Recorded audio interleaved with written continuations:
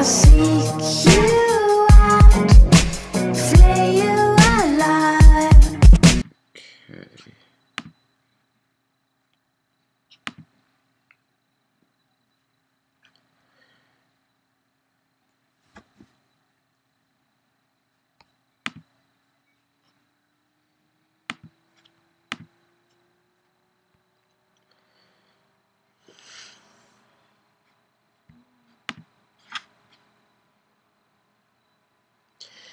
Alright, looks like we are about ready to get started. Hello everyone, and welcome to Learning Live Python. For the next hour to an hour and a half, we are going to work through the Python language, and we're going to start from the very beginning with Hello World, and we're going to move through to some of the more advanced things. This is going to be sort of a first pass through the language, so we're not going to get terribly in-depth as far as all of the complex, cool features, but we will definitely take a look at a very well-rounded introduction of the language, so you'll be able to do a lot of stuff with it. I'd definitely be open to going back through and looking at some of the more advanced things later. Just a couple of things to keep in mind. If you're watching this live, you do have a comment box, and please be sure to use it. If you have any questions, if you want any clarifications, if I'm going too fast or too slow, please let me know. I have the comments open right over here on my other screen. I will be glancing at them pretty frequently, and if I see a question or a comment, I will try to address it. I only ask that you try to keep these related to Python. So try to limit the number of questions related to my channel in general, or other general questions. Finally, this is a live event, so if anything does go wrong, please just bear with me, and I will try to sort it out. But I can't simply pause the video or restart it because we are doing this live. Now, first of all, before we begin, we need to get set up. We need to have Python installed, and we also need to have our IDE installed that we're going to be using. So let's go ahead and take a look at my screen, and we're going to get everything set up. So first thing that we're going to need is head over to python.org. It's python.org, and you can download the latest version of Python. That is right here under downloads, and you would probably want to get the 3 version. So Python 3.4.2 is the latest at this time, and you're going to want to download it for your operating system. It should come with an easy-to-use installer for you, so you shouldn't have to worry about command line, messing around apt-get, or anything like that. You should just be able to download it, and that shouldn't be a terrible issue. But python.org is where you're going to find it. Next, you're going to need an IDE. IDE stands for Integrated Development Environment, and this is where you can do all of your coding. You could just use a standard text editor, but an IDE has a bunch of features that help you write your code easily, and it also has an easy way to run the code with a built-in console and all of that nice stuff. So we are going to use PyCharm, made by JetBrains, the same company that makes IntelliJ and PHP Storm. They make a lot of nice programs, and I've been using PyCharm, and it's very nice. So that's what we're going to use. You can use whatever you want, and it really shouldn't make too much of a difference, but I'm going to use PyCharm. You can go ahead, and if you don't already have it, hit Get PyCharm now, and just pick the free Community Edition. It's free for life, and it'll give you all the features that you need, that you really ever need. So we're going to use PyCharm to do this. Cool. So let's go ahead and actually get started with some code. So we're going to go ahead and open up the PyCharm Community Edition. And I also want to apologize, it was pointed out, the laptop is a bit loud right now because it is streaming and also doing a bunch of other things, so sorry about the extra noise from that. I'll try to work it out in the future. So when we open this up, we get our start window, and hopefully you have Python installed at this point. So we're going to go ahead and create a new question, or a new project. So we're going to hit create new project, and you can choose where you want to put it. I'm going to put it in the Learning Live Python folder, and I'm going to just call it, I'll just call it project. And then you can choose your interpreter, and you should have a Python interpreter installed, and it should show up. And I have 3.4.2, 2.7.6 installed, and some version of 2.6, I guess. But I'm going to use the 3.4.2, so make sure that that's selected so that you have Python available. To answer one quick question, yes, this will be uploaded to YouTube after we are finished doing it live, so please check on YouTube, and you'll be able to watch this even if you missed the opportunity today. So I'm going to go ahead and create the project. We have our location and our interpreter set up, so I'm going to hit create, and we will get a nice window with our project, which is currently empty. Before we start, let me just quickly open up my other project, which has some of the code that we're going to be using. I'm going to just stick that on my other screen so that we can have access to that. Cool. Alright. So, we're going to get started first with the very basics. And the first thing that you always do whenever you are programming is you write a hello world application.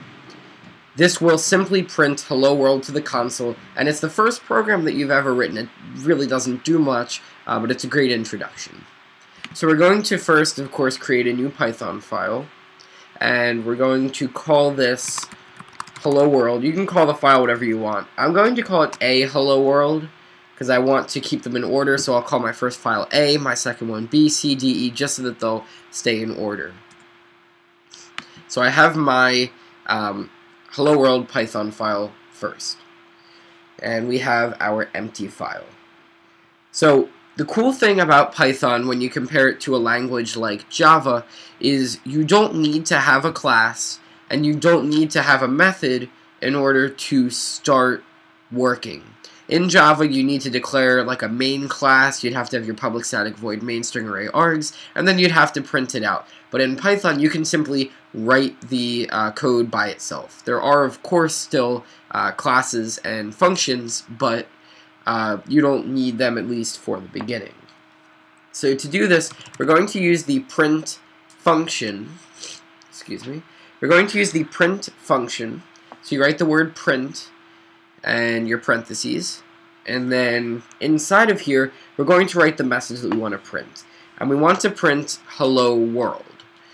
So we're going to write hello world, but we need to put this in quotes. Because we're telling Python this is a string. So we're going to surround it in double quotes, and we're going to write hello world. And if you read this out loud to yourself, it would sound like print the string hello world. And that makes perfect sense. We're telling Python to print, we're telling it to print out hello world, and we're specifying that hello world is, in fact, a string. So let's go ahead and run this. We need to set up a run configuration. So we're going to create a new Python configuration. The script that we're going to use will be this a hello world Python script, and we'll go ahead and name the configuration run. And I think we might need to save that. Alright, so now we have this run configuration, and when I click the run button right here, it will go ahead and run whatever is in this a hello world.py file. So let's go ahead and hit run, and you'll see that in the console below it says hello world. that is the very first Python program. We've just written one line that simply says hello world. This console will display all of the output that goes to the console. You could also do this as a graphics program, but we're not going to look at that today. So, congratulations, you've just written your first program, and it's really, really easy to do in Python. For those of you who do know Python, we are calling the print function with the argument hello world, and you will learn later in this video, if you don't already know, what exactly that means. So, we now have our first program down, and I hope that makes sense to everyone who's watching.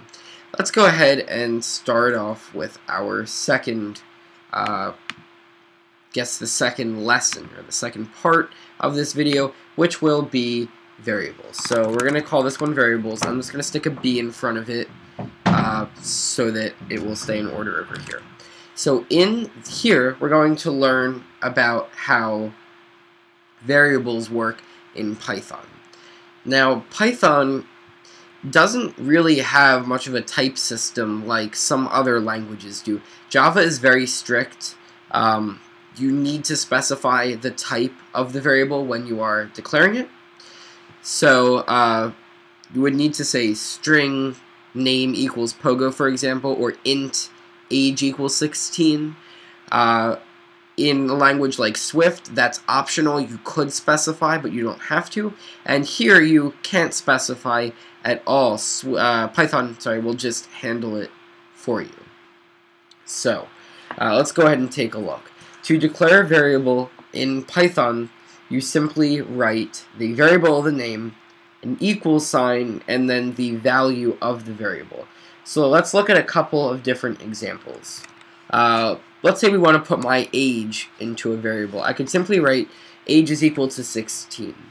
Notice I didn't put the 16 in quotes like I did for hello world, because 16 is a number, and I want to say that age is a number. If I put it in quotes, it would be saying that it's a string.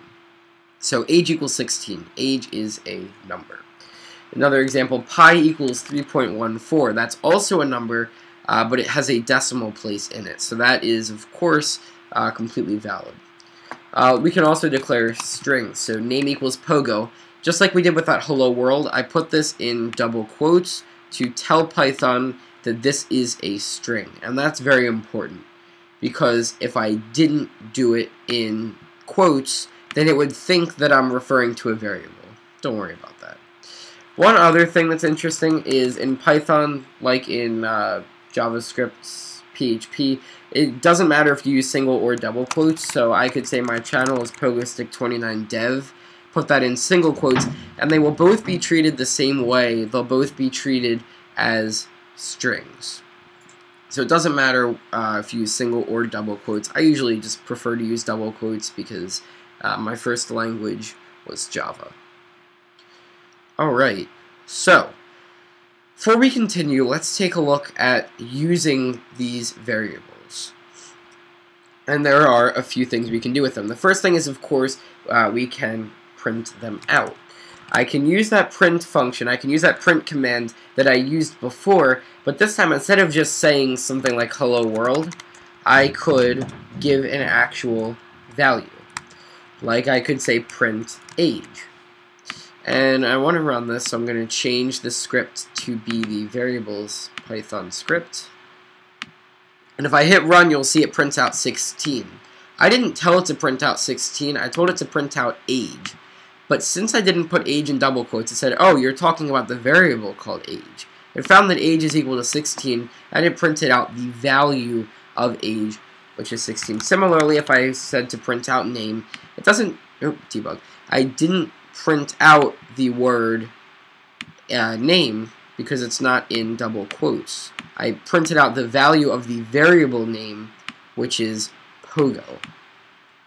If you want to have multiple things together, if you want to write a sentence, like for example, pogo runs pogostick29dev, or the pogostick29dev channel, you can concatenate or add strings together by just using the plus operator. So you could say, so we want to say name runs the channel.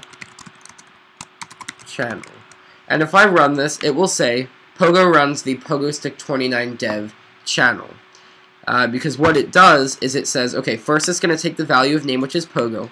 Then it's going to add on runs then the value of channel, then it's going to add on the word channel. So it adds all of these different pieces together, and then it results in saying Pogo runs the PogoStick29 dev channel. You can also do math with numbers. So for example, let's say I want to say favorite number is 29, and I want to add them together. I could just say age plus favorite number, and the result is 45, which is 16 plus 29. So if you want to do mathematical operations with numbers, you certainly can. You just use plus. I could multiply them if I really wanted to, and that's 16 plus 29. But yes, Python supports math in exactly the way you would think. So if you have numbers, you can perform mathematical operations, and you can also concatenate strings together. So that is a very basic version of variables, although I guess there's not too much more to look at when you're talking about variables. We're going to take a look really quickly at user input. So I'm going to go ahead and create a new file, which I will call input. And, okay. So for this file, for this part, we're going to look at how to get input from the user. In this case, the input will come from the console down below. So I will be able to type in something, and then the code will be able to use what I typed in. And we will look at converting from strings to numbers and back soon. Not yet, that was just a question. Converting from string to number and number to string. We will look at that actually right now, after we look at this for a second. So for the input, let's say I want to ask the user what their name is and then print out a greeting message that uses their name, personalized greeting message. So for this example, I'll go ahead and say I'm declaring the variable name, and its value is going to be, we can use the input function or command, and the prompt, if we want to ask them a question, we can say, what is your name? And I'm going to put a new line in there so that the input will go on a new line. So what's going to happen is, this input function, this input command right here, is going to ask the user down here, what is your name? Then the user is going to enter something, and it's going to assign that to name. And we'll go ahead and just print hello name. And let's go ahead and run this. Oh, I need to change the script to the input script, of course. Okay. So let's go ahead and run this, and it'll say, what is your name? And it is now waiting for me to input my name. So I will go ahead and say Pogo. And you'll see it says hello Pogo. So what happened was it asked me what my name was, it waited for me to give an answer, and when I did give an answer, it assigned that answer to name. So in this case, name became Pogo. So when I said hello name, it resulted in Pogo. Let's say my name is PogoStick29dev. It'll say PogoStick29dev, and if I use my real name, which is Noah, it will say hello Noah. So this is how you read input from the user, and then it will assign it to a variable so that you can use it later. So if you want to have dynamic variables that the user enters, that's the easiest way to do it. Now, let's look at something that is very important. Let's say that we're going to enter 2 ages, and it is going to add the 2 ages together. So the first age will be, what is your age? And then the second age will be, what is your friend's age? 1 second. Excuse me. Okay, so what is your age? What is your friend's age? And now we want to print out the combined age. So we're going to say your combined age is, and we're going to print out age plus age 2. So let's go ahead and run this. So let's say, first I need to do my name. So let's say that my age is 20 and my friend's age is 30. So the answer, of course, should be 50. And it says that our combined age is 2030.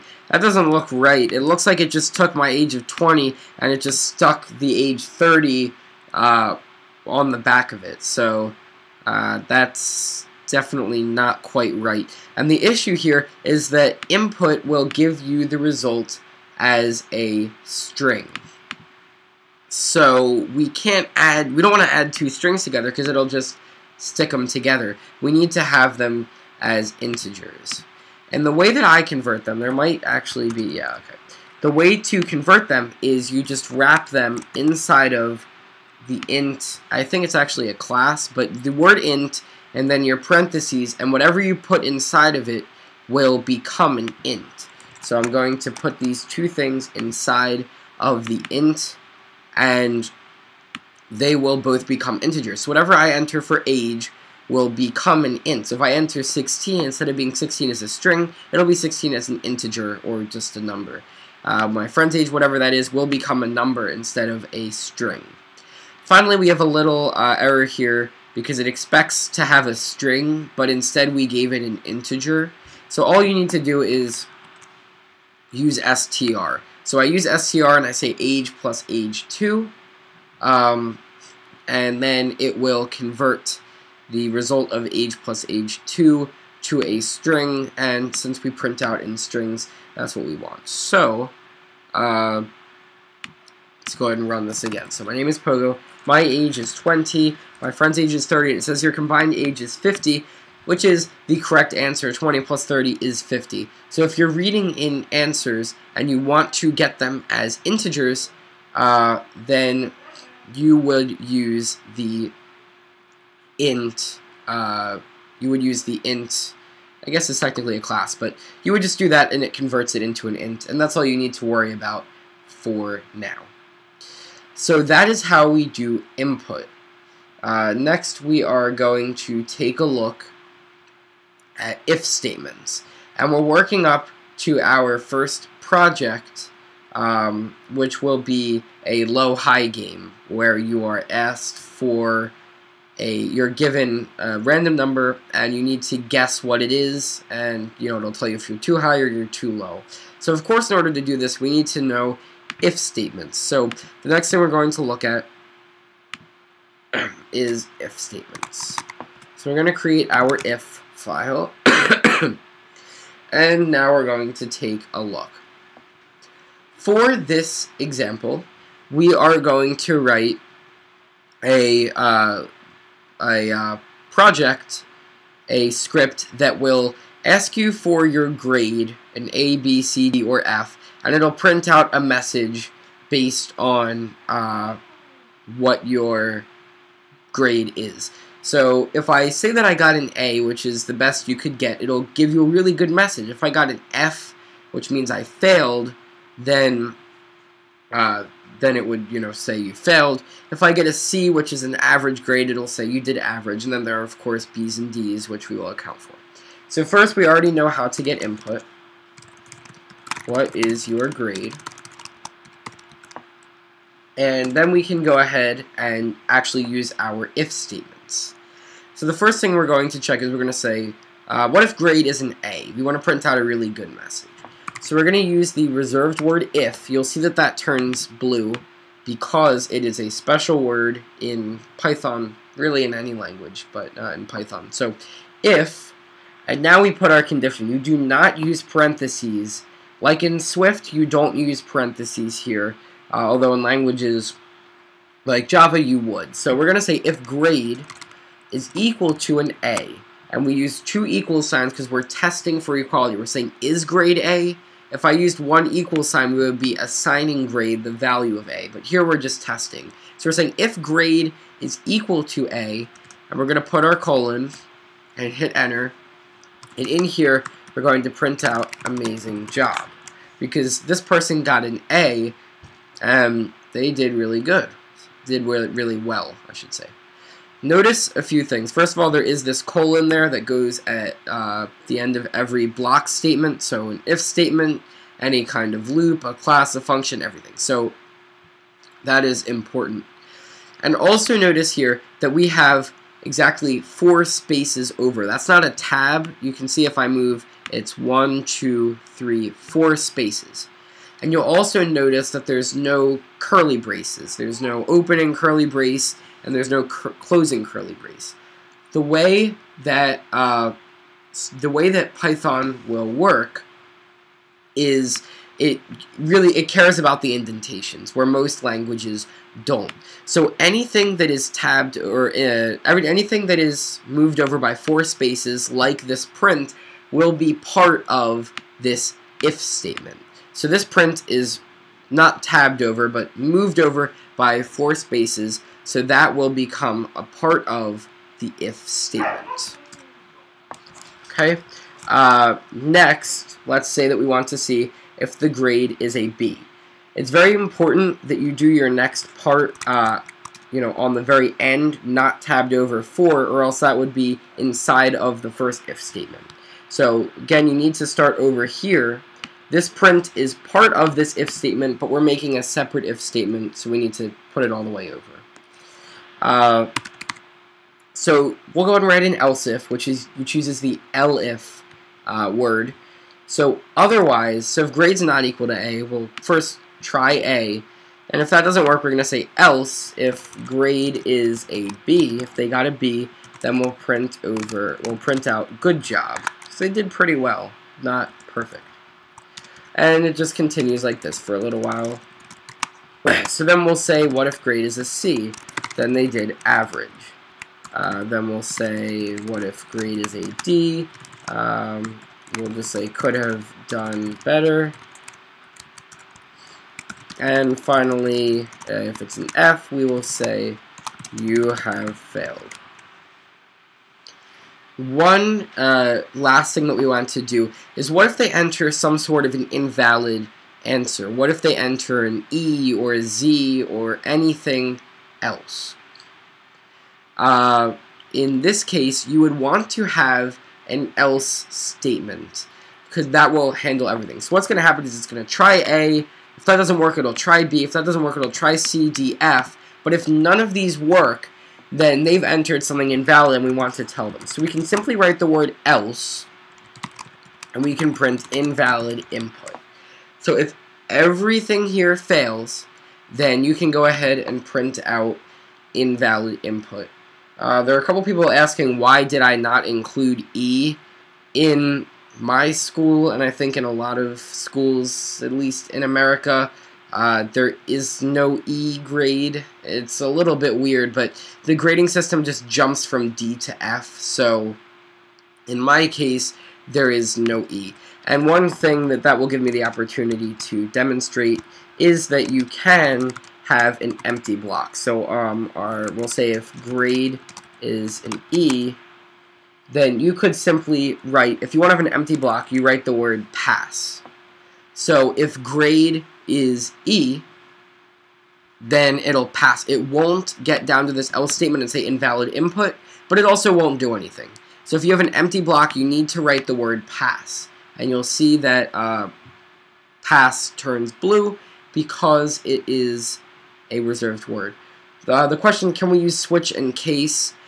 Excuse me. Can we use switch in case statements like you can in Java and a lot of other languages?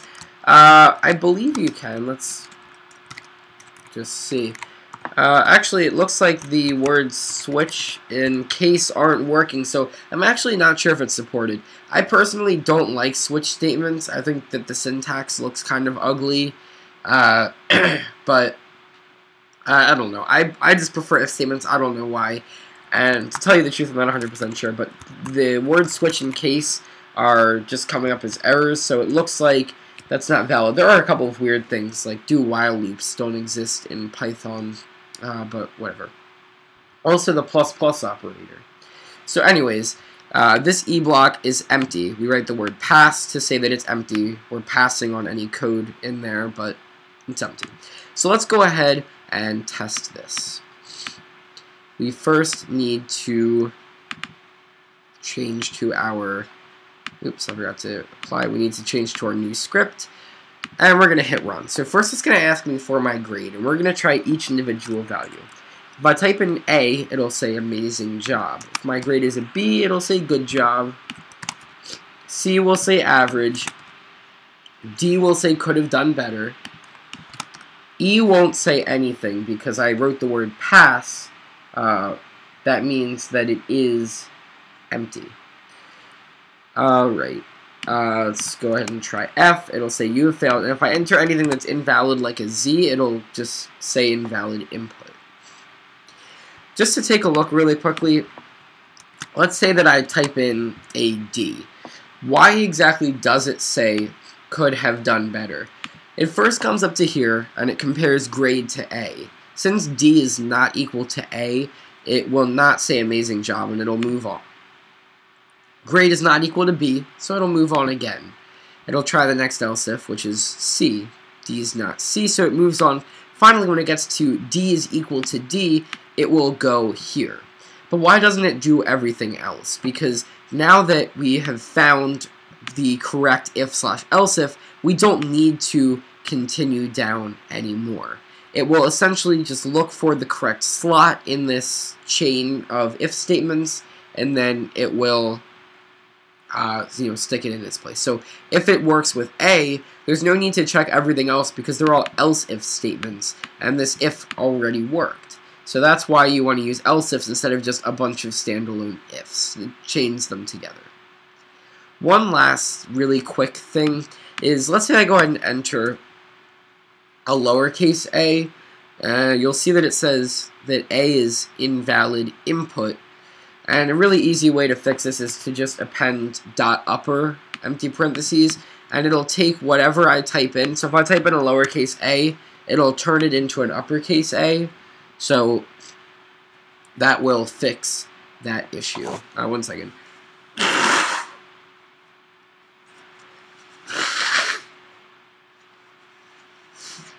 So that is our grade program. Let's just comment that out for a second. I forgot to mention, if you write a pound symbol, you can, if you write a pound symbol like this, that means it's a comment. So anything after that just counts as a comment and it's ignored. So let's just really quickly write, excuse me. Let's just really quickly look at compound if statements and inversion for 1 second.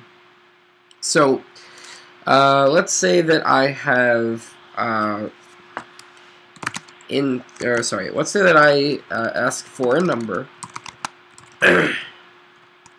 So I want to have them input a number, and I'm not giving a message just because I don't want to. So I can say, of course, if number is equal to 1, it's 1. And then I could just otherwise say it's not 1. And if I go ahead and run this, it'll do exactly what you think. So if I go ahead and type in 1, it'll say it's 1. If I type in, not Q. If I type in another number like 5, it will say it's not 1. Let's say that we want to actually invert this. We can kind of switch it. So we can say if number is not equal to 1. And there are two ways to do this. You could go ahead and use the exclamation point equals. That means not equals. So if I go ahead and do this, it'll be very confusing because if I type in 1, it'll say it's not 1. But if I type in 2, it will say it's 1 because I've inverted it.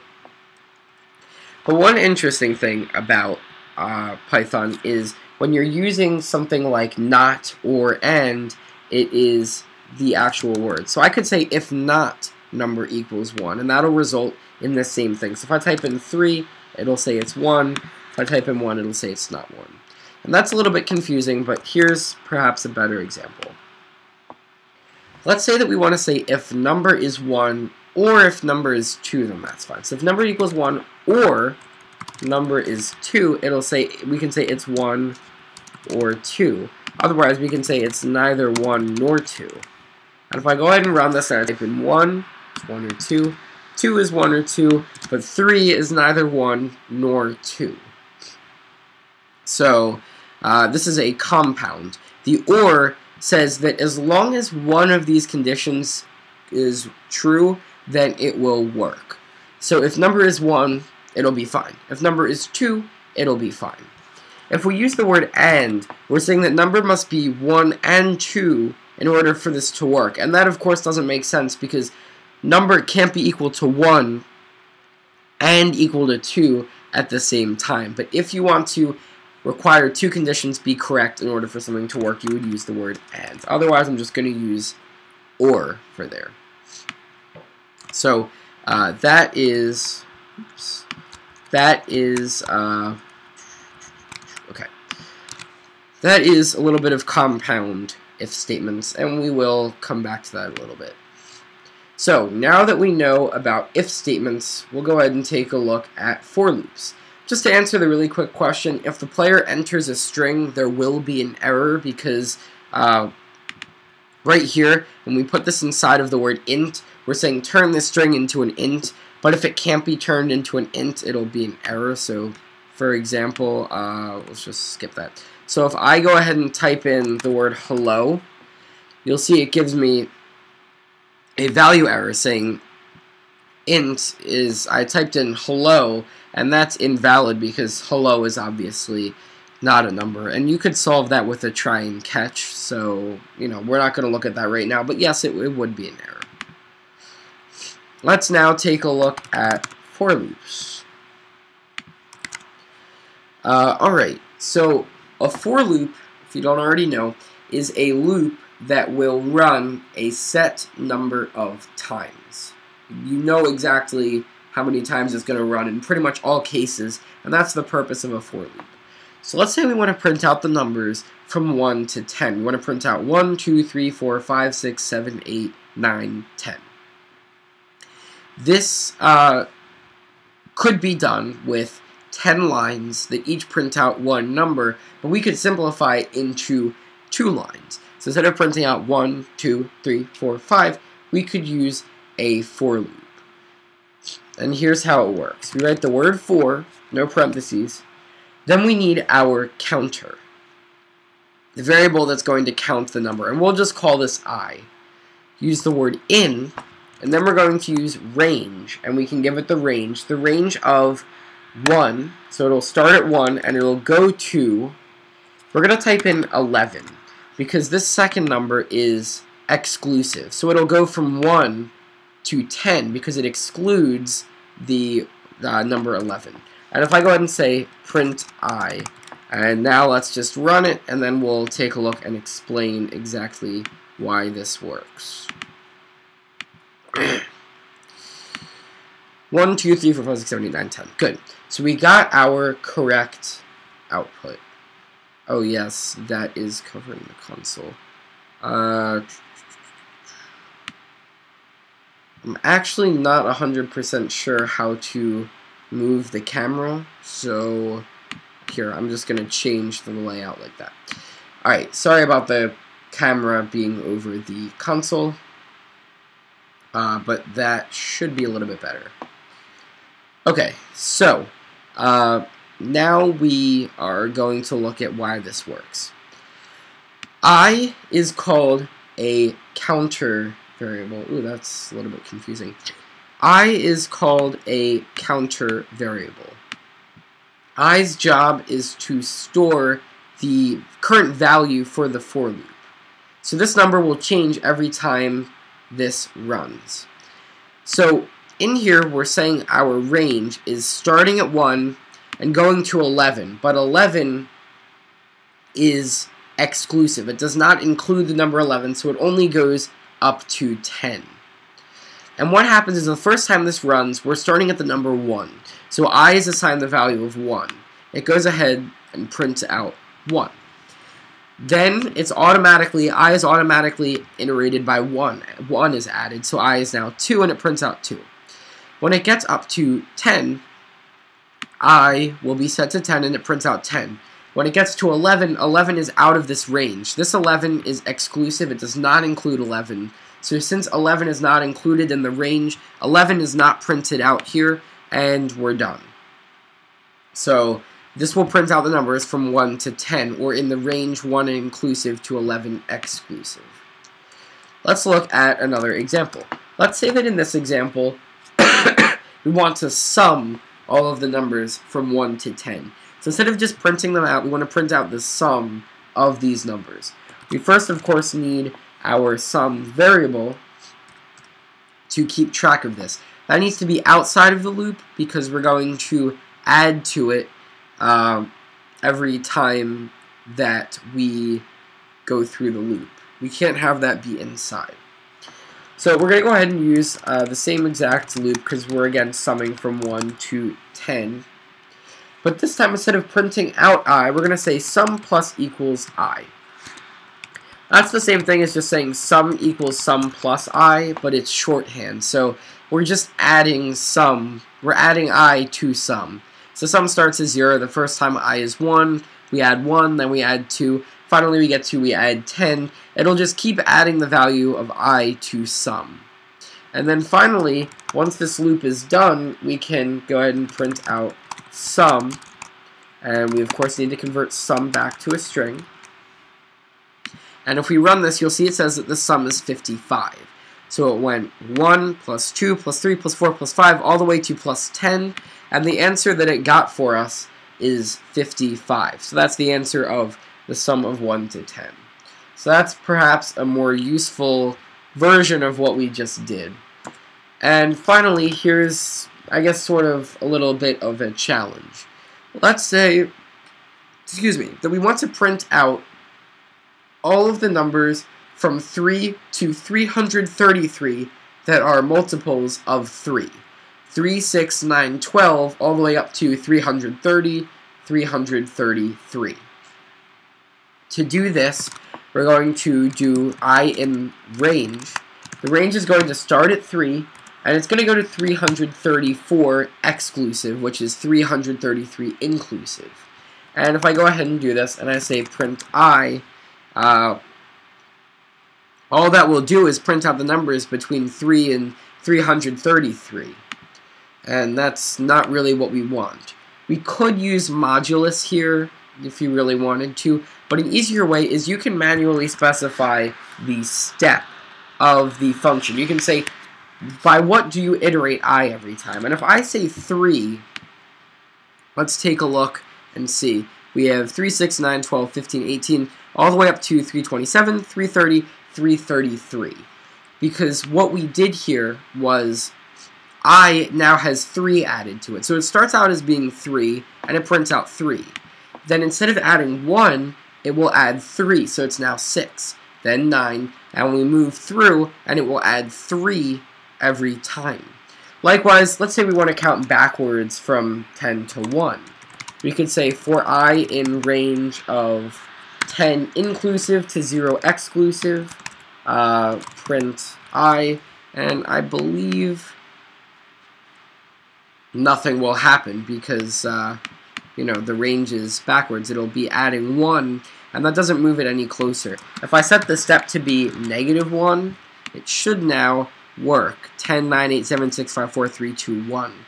Because every time, what we're doing is we're starting at 10, then we're adding -1, we're subtracting 1, until we get down to the number 1. So if you want to do a number backwards, the easiest way to do that is to modify the step to be -1. So the third parameter is by default going to be 1. But, otherwise, you could change it if you want to do something like 3 or -1 for the reasons I specified before. Now that we know about for loops, let's take a look at while loops. We're going to look at one very basic example of a while loop, and then we're going to use everything that we've learned up to now to write a low-high game that will, of course, use a while loop. So here's our while class. 1 second. Sorry about that.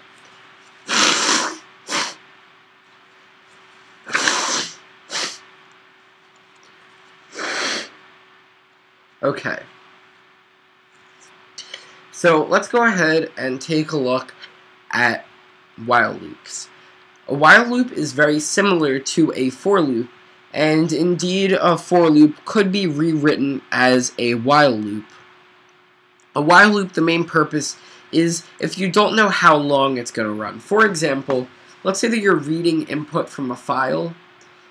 There might be some easy way to do it in Python, but if you're reading it line by line, you're not sure how many lines there are. There could be 0 lines, there could be 10,000, you don't know. You would use a while loop, and you would say, while there's another line, read that line. A for loop is when you know exactly how many. If I know I want to print exactly the numbers from 1 to 10, that's where I would use it. But if you don't know how long something is going to take, you would use a while loop. A great example is the low-high game. I have no idea how many turns it's going to take the user to guess the number, so I need to say, while they haven't guessed the number, I'm going to ask them for their guess and tell them if it's too high or too low. Let's write a very basic version of the low-high game, and what this one is going to do is it's going to have you guess the magic word, which will just be hello. So until you enter the word hello, it's going to ask you to enter a word. Once you enter hello, it'll say you did it. So let's go ahead and do this. First, we need to have our input, which we will start out as being empty because we don't have any input. So we're going to say while input is not equal to hello, while the value of input is not hello, we're going to say input is equal to, I guess that might be a little bit confusing. Let's just call this I. So we're going to say while I is not equal to hello, then we're going to ask them enter the magic word. Then finally, outside of this while loop, we're going to say you got it. Because after this loop is finished, they've entered the correct word. Now let's just go ahead and run this.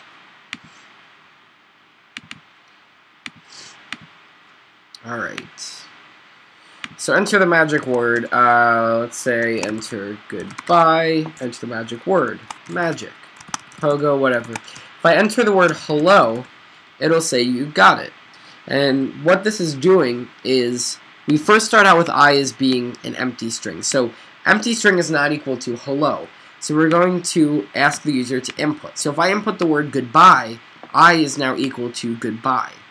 So it goes back and checks. Is goodbye equal to hello? No, so it asks again. Once it gets hello, which it's working for, hello is not equal to hello is false. Hello is equal to hello. So this while loop is finished, and it now gets to this line where it says, you got it. So that is very basic while loop. And again, we use a while loop here because we don't know how many tries it's going to take someone to guess it.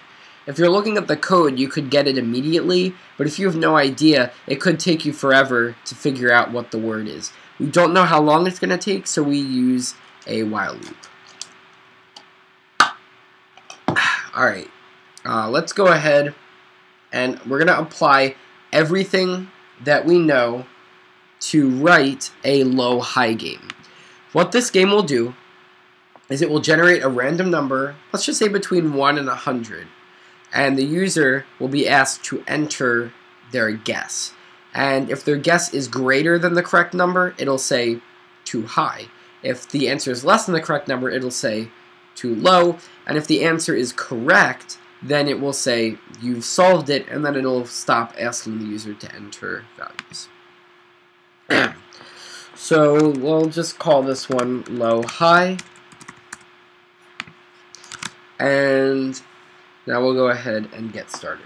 First, we need to save their input, which we'll just start out as being -1, which is, of course, invalid. And we're going to say we of course need the answer. And if you want to do a random number, you don't have to worry about this, but we need to use the random module. So you have to just write up here, import random. So we're telling it we want access to this random module. So we're going to, we're telling it that we want random. We can then just do random.randint, and we can specify the parameters. So we want it to be between 1 and 100. So we have our input, which is what the user is typing in. Then we have the correct answer, which is whatever the random number is that's generated.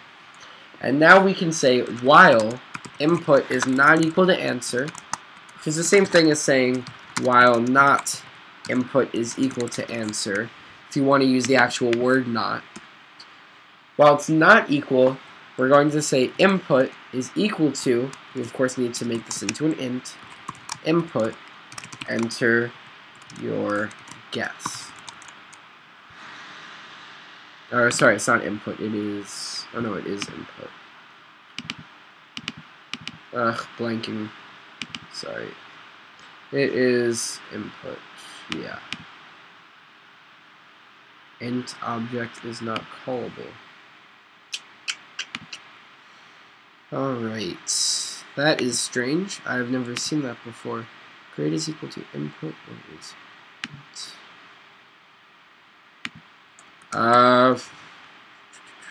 I am not, oh, I see. I think the word input is reserved, so let's just use I like we did before. Okay. The problem was I had named it input, so it thought I was calling the variable input. So, don't worry about that. But I renamed their guess to I could also call it guess if I wanted to. So now we're going to ask them to enter their guess. We're going to say if I is greater than answer, then we're going to print too high. Otherwise, if I is less than answer, we're going to print too low. We're not going to put an else in here because what we can do is we can just print correct. And the reason why this works is, let's say that I go ahead and enter the correct answer. Let's say that I enter 50 and the correct answer is 50. So, is 50 greater than 50? No. Is 50 less than 50? No. And when it gets up to here, the while loop will stop and it'll just jump down to correct. So let's go ahead and try this. Of course, we need to first change. Now, the secret to beating the low-high game is to always work in halves. So your first guess should always be 50. 50 is too low, so it must be greater than 50. We've just ruled out 50 numbers. So let's now try 75, which is too high. So we know it's in between 50 and 75. Let's just try 60. So it's between 50 and 60. And I typed in 55, and it said correct. If we go back and look, 50 is too low, 75 is too high, 60 is too high, and 55 is correct. So it looks like our game does work. Let's just play another round, because that's actually pretty fun.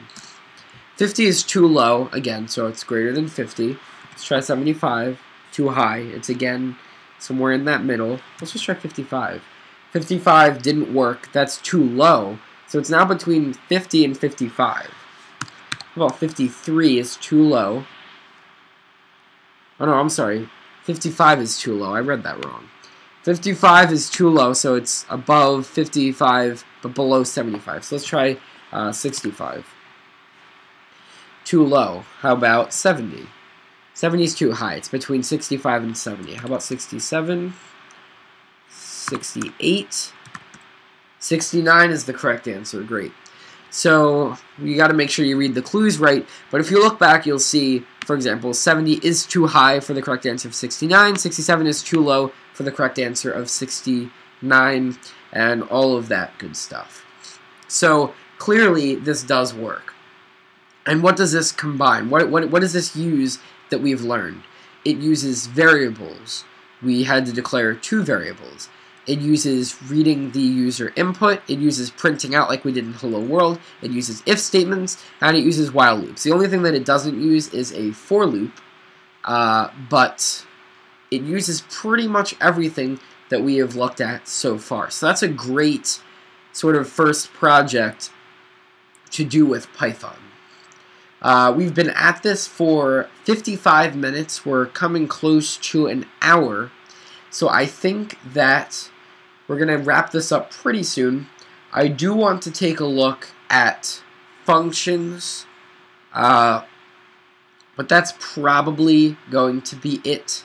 So unless the people who are watching live have anything particular that they want to see, we'll probably just look at functions and then be done for now.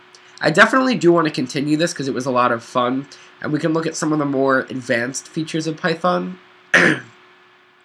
Like we can start getting into classes and function operator overloading and all of those cool things. Try and catch was requested, so sure, we can take a look at that. Excuse me. Okay. So, let's go take a look at functions. We'll go and create a Python file, which abcdfgh functions. Okay. So a function in Python works exactly like a function or method in any other language. A function, to be as abstract as possible, takes 0 or more values, performs some kind of function, and possibly returns a value. To give a perfect example, let's take a look at our hello world. Print is actually a function, and if you didn't know that because you're new to programming, you do now. The function is named print. So when I say print, I'm referring to this function. The function print takes in the message. There are also other arguments, but they're defaulted, which is also a cool feature that we may look at. But print takes in the message that you want to say, it prints out the message, but it doesn't return any data. Nothing results out of that. It just prints out the message and then it's finished. So this is a function. Takes in a value and does something with it. Another good example is input. The input function will take in the message that you want to say, which is optional. You don't need to give a message, but you can. It will display the message and wait for the user to type something in, and when it does, it'll give back that value. So that's another example of a function which is named input. Now, int is, I believe, actually a class. Yeah, int is a class. You don't have to worry about that, though. But input, I am pretty sure, is, yeah, so input is a function. Okay. So let's look at writing some of our own functions. And this is where I struggle sometimes when I try to think of a good example of how to write functions.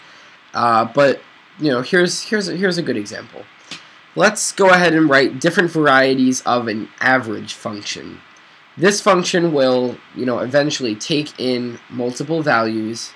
It will take in multiple values, and it will return the average of them, which is the number of values, which is the sum of all the values divided by the number of values. So the average of 2 plus 2 and 3 is 2 plus 3 divided by 2, which is 2.5. So let's write a very simple version that will simply just print out a predetermined average.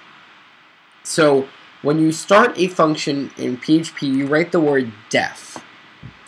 You do not write the type of the you don't write the type of the function, just like you don't write the type of a variable in Python. And you name it. So let's just call this average A. In Python, it's good practice to use all lowercase with underscores instead of camel case, although you can. So this is going to be our first average function. We write our empty parentheses, because we don't need any data, and our colon. Of course, you can write the word pass to leave it empty, but right here, we're just going to print out 1 plus, or let's just say 3 plus 4, well, 3 plus 5 divided by 2. So 3 plus 5 is 8, 8 divided by 2 is 4. So this function, all it does is prints out 3 plus 5 divided by 2, which is 4. but we'll write more useful versions of this.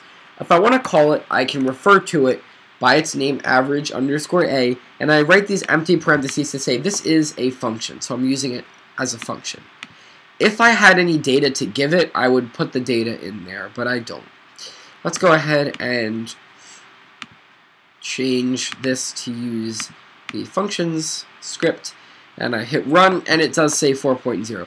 The 0.0 is because it makes it a double, or sorry, a float, so that if there is a decimal place, it will retain it. So, you know, the average of 2 and 3 is 2.5, so it would say 2.5. So the first average function really isn't very useful. But let's write a slightly more useful version. This one we'll call average b. This function will take in two values, and it will return the average of those two values. Or sorry, it'll print out the average of those two values. So the two values we will call a and b. You simply write their names a and b, and you use a comma to separate them. And we'll just go ahead and print out a plus b divided by 2. Let's go ahead and call average b with the values of 3 and 5, and you'll see it prints out 4 again. If I call it with the values of 5, let's just say 4 and 5, it will print out, oops, oh, I forgot, oops, that should be average b. Then it'll print out 4.5, which is indeed the average of 4 and 5. So that's a lot more useful, because it will now, it will now tell you the average of the numbers that you give it instead of the average of two arbitrary numbers that I chose. Let's make this a little bit more useful. Let's have it return the average so that we can actually use it. Instead of just printing it out, let's say we want to have the average in a variable. We go ahead and write average c, which of course takes in our two numbers. Oops. And this time, instead of printing the result, we're going to use the word return, which means give back the data. And in this case, we're going to give back a plus b divided by 2. And now let's go ahead and try using average c by using numbers 3 and 5. If I run this, you'll see no new data comes out because it's not printing it out, it's giving it back. But let's say I wrap this inside of a print. It will now print the result of that, which is, of course, 4. Or I could assign it to a variable. I could say a, or I could say num is equal to the average of 3 and 5, and then I could say the average is num. And I want to convert that to a string. It'll say the average is 4.0. So just to recap on functions, the first function takes no values. It doesn't need any data in order to work. It will print out the average of 3 and 5, and it does not result in any data. It doesn't return any data. The second average function takes two numbers to average, and it results in, it takes the two numbers to average, it prints out their average, but it doesn't result in any data. All it does is just print out the average.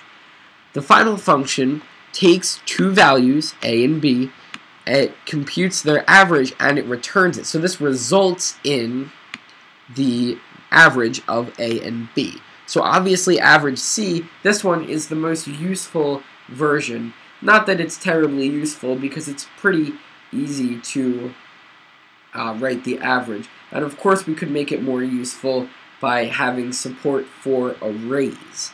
And that is what we're going to look at next. We're going to take a look at arrays, and then I guess we'll take a quick look at try and catch, and then that'll probably be it for today. But I definitely want to do this again, continuing from where we left off, because I think it's pretty cool to be able to do this live. So let's go ahead and take a look at arrays.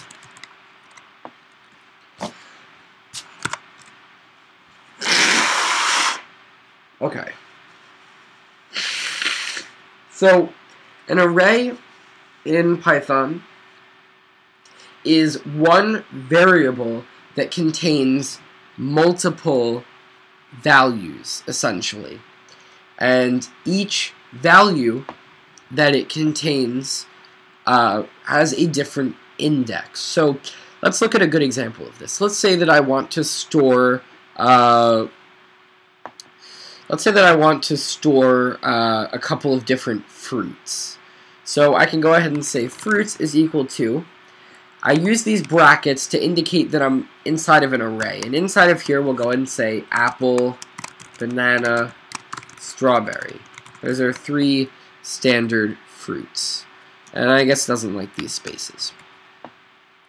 So fruits, this identifier, this variable called fruits, has the values of apple, banana, and strawberry. It's an array. Each of these values here has a different index, a different place where it belongs. And indices are 0-based, which means that the index of apple, the place of apple is 0, not 1. This is 1, and this is 2. Let's look at an example of this.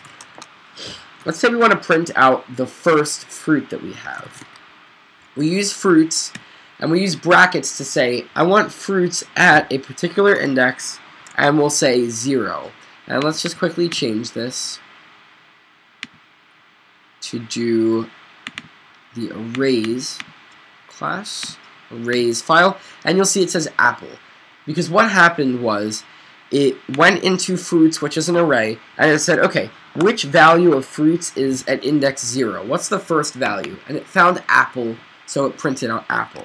If I do 1, it will be banana, because it'll go into fruits, it'll find the index of 1, which is banana, and of course if I type in 2, it'll be strawberry. If I were to put in 3, it would give me an error, because there's nothing at index 3. So let's just go back to 2. Will be strawberry, the last thing in our list. So you can get individual indices of an array just like that. Now, here's something else that makes arrays pretty cool.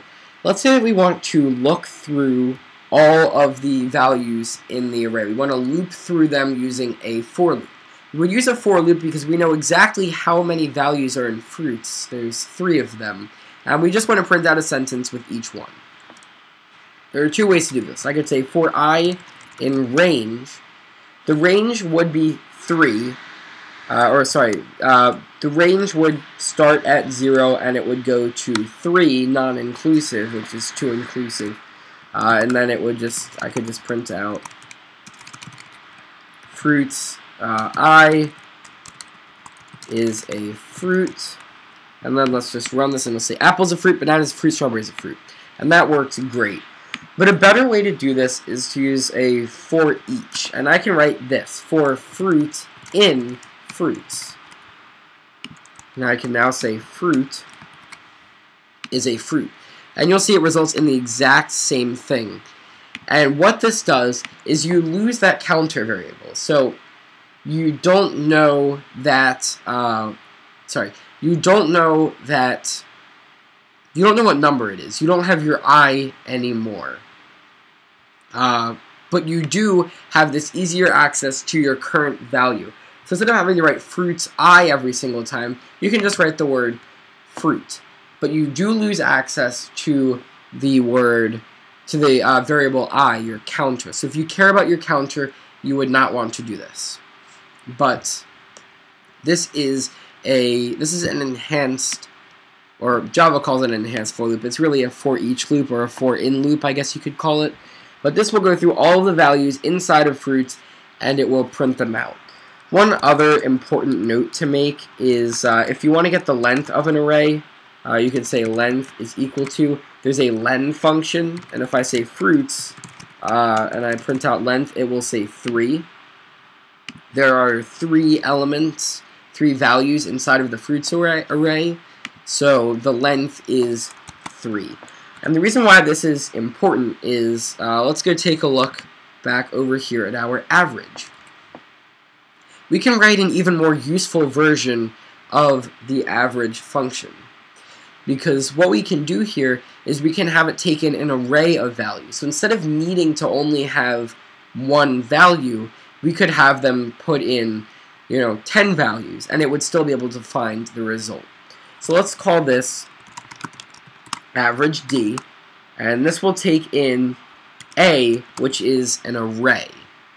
And what we're going to do here is we're going to say, first we need our sum, because we don't know how many variables there are going to be. And we're going to say for num in A, sum plus equals num. So we go through each number in the array and we add it to sum. So if the value of A is 1, 2, 3, then sum will be 1 plus 2 plus 3, which is 6. I can do math. And then after that, we of course need to return sum divided by the length of the array. So what this does is it will sum everything inside of the array, and it will then average it by returning that divided by the length, which is the number of elements that we have in there. So let's look at an example of this. Let's just print out, let's print out average D using, and I can declare an array by using my brackets, and let's say that this array contains 1, 2, and 3. And I do need to switch this back to functions. Alright, and you'll see that it prints out 2, because what happens here is A contains 1, 2, and 3. So sum will become 1 plus 2 plus 3, which is 6. 6 divided by 3, which is, there are 3 elements in here, is 2, so it results in 2.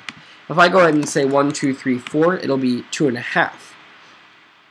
Sum is then 1 plus 2 plus 3 plus 4, which is 10. 10 divided by 4 is 2.5. So that is how that works. Our average D function is now pretty much the best function that we could make, simply because you can now enter an unlimited number of values and it'll work no matter what. One other thing that we could say is you could add an if statement. You could say if the length of A is 1, if there's only one element, then that would of course be an error. So you could just say A is equal to a new array that has the first element and is 0. So if I only call average D using the number 1, that of course doesn't make sense, but it'll then be the average of 1 and 0. So that's one thing that you could do just to improve it in case the user is silly and decides to do something like that. Alright, so that is a very basic look at arrays and iterating over arrays. That's a pretty cool feature, very important feature to know when you're working with data, is how to keep multiple data under the same name. And this average D is pretty much as good as your average function could get. Excuse me. Alright, finally it was requested that we take a look at try and catch for 1 second. Normally I would wait until later to do this, but let's just take a really quick basic overview. We'll go ahead and use our low-high example, and here's the issue that you could run into right now. Let's just quickly switch back over to our low-high. If I run this, it'll ask me to enter my guess. If I enter 1, too low, 2, too low, 50 is too low, 75, too low, 90 is too high, I don't know, 80, 79, 78, 77, 76, okay, 76. So if I enter these numbers, you'll see it works just fine, and it does, of course, work. But let's say that I enter something that's not a number, like the word hello. What happens is it tells me that I have an error. And it says right here, it's a value error, and it's saying invalid literal for this int thing right here with base 10 hello. And it does give me this little trace back, it says at line 7, which is right here, the error occurred. And of course, if I had multiple functions calling each other, it would give me a list of all of them, but in this case it doesn't. So it tells me exactly what happened. Hello is not a valid value for an integer. So what I would need to do here is put this inside of a try and catch. And what that'll do is it'll try to run whatever code is in there, but if some sort of an error occurs, we'll be able to handle it. Because right now, if I enter something that's not an integer, it'll just give me this error and then the program will stop running. But I want to be able to handle this. I want to tell the user that they're wrong and then give them another chance to try again. So I'm going to take this line, I'm going to write the word try, and I'm going to put this inside of try, but I need to be able to catch, or I think the word is accept. In Python, the word is accept, so it's really a try except, but it's the same thing as a try catch. So we're going to accept E, where E, I believe that you want to do that. No, you just accept. Too broad. And then if there's an error, then we want to say that is, we wanted to say invalid input. And it's saying that this is too broad, but I'm not 100% sure how the accept does work. Give me 1 second. What this will do right now is if any sort of error occurs right now, it will be fine. Oh, I see. It wants the name. So in this case, value error is the issue. So I could say accept value error. So what it's saying is it will try to set I equal to the integer result of their input. But if something does go wrong, then it will print invalid input instead of just crashing. So let's try this. Let's say I enter the number 6. It's perfectly fine. It says too low, enter your guess. If I enter the word hello, this time it will say invalid input. And actually to fix this, we could just write the word continue. See how it says too low again? If we write the word continue, that will make it skip everything else and just go back up to the top. You don't really have to worry about that. But just to try this again, if I enter a word like hello, it will say invalid input. It tried to assign I to be the integer result of hello, but of course it failed. Instead of giving me a value error like it did before and then crashing the program, it gives you an answer. It says invalid input, and then it gives you another chance. So whenever you have a possibility of an error like this, the best example is when you're reading in an integer. When you have an error like this, you want to use a try except or try catch to handle this so that invalid input will not cause the program to kill itself. I think that is where we go. That is where we're going to end today. We've been at this for about an hour and 20 minutes. Now let's just quickly recap what we've done today. We've gone from no experience in programming, or assumed no experience in programming, to installing Python, setting up Python, or setting up our IDE, writing a hello world program, defining and using variables, getting user input from the console, writing if statements, logic statements, writing for loops, variety of for loops, writing while loops, creating a very basic low-high game that does have try and accept for invalid input, writing functions, like an average function, and a few things with arrays, especially this average D function, which takes an array and computes the average of the numbers in that array. So that's all for today. We really got a lot accomplished and in a very short amount of time. If I had to imagine, I would say each of these videos could take between 10 and 20 minutes. And we probably accomplished more working through it in a row than making a bunch of individual videos. This was a pretty cool experiment in working with this live. And although there wasn't a huge audience of people who showed up to watch it live, it was still cool to answer some of the questions that happened. And I definitely do want to do this again. Since Python works so well, maybe we'll look at some of the more advanced features of Python and we'll continue from here. So thanks to those who are watching it live, and of course to those who are watching it on YouTube. There we go. That is all that we need to do today. Congratulations, you just learned the Python language. I hope to see you guys soon with, of course, some more videos and definitely some more live streams. And bye for now. Thanks for watching.